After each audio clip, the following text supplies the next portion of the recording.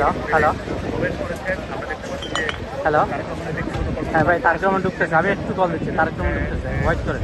গাড়ি থেকে তারপর আমি ফুটেজ দিচ্ছি সব।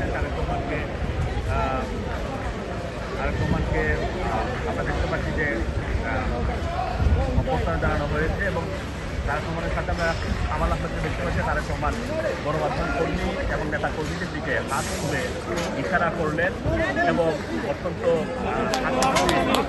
ভাবেই তিনি হোটেলে প্রবেশ করছেন। আমরা দেখতে পাচ্ছি যে অত্যন্ত হাসিভাবে তিনি হোটেলে প্রবেশ করছেন।